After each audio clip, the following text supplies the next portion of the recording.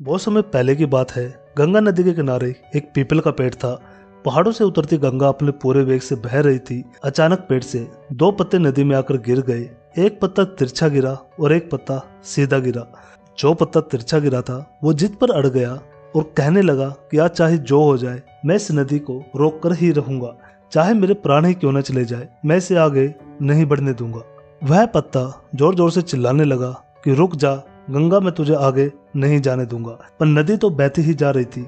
नदी को पता ही नहीं था कि कोई पत्ता उसे रोकने का प्रयास कर रहा है। इधर पत्ते की जान पर बात बनाई थी। वह लगातार संघर्ष कर रहा था, तो वह पत्ता नहीं जानता था कि बिना लड़े भी वहीं जाना था जहां थक कर और हार कर पहुंचेगा। परंतु अब और तब के बीच का समय उसके लिए दुख और संताप करने का समय बन चुका था। वही दूसरा पत्ता जो सीधा गिरा था वो नदी के प्रवाह के साथ बड़े मजे से बहता जा रहा था और वह कह रहा था कि चल गंगा, आज मैं तुझे तेरी मंजिल तक पहुंचाऊंगा, चाहे जो हो जाए मैं तेरे मार्ग में कोई भी अवरोध नहीं आने दूंगा। नदी को इस पत्ते के बारे में कुछ भी नहीं पता था।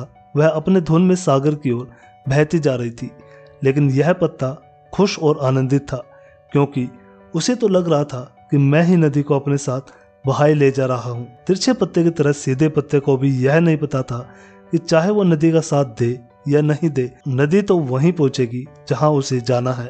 पर अब और तब के बीच का समय उसके लिए आनंद का समय बन चुका था। जो पत्ता नदी से लड़ रहा था उसके जीत का कोई उपाय नहीं था, जो पत्ता नदी के साथ बहता जा रहा था उसकी हार का कोई उपाय नहीं था। दोस्तों, यह कहानी हमें सिखाती है कि जिस दिन हम लड़ना छोड़ देते हैं उस दिन से हम जीना शुरू कर देते हैं।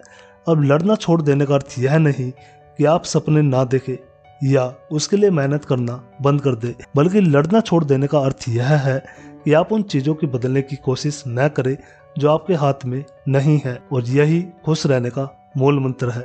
दूसरों को बदलने में अपने जीवन को बर्बाद न करें, बल्कि खुद को बदले।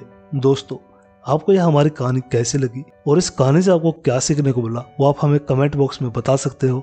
और अगर आपको हमारी कहानी अच्छी लगी तो हमारे चैनल को सब्सक्राइब और वीडियो को लाइक जरूर करें। धन्यवाद।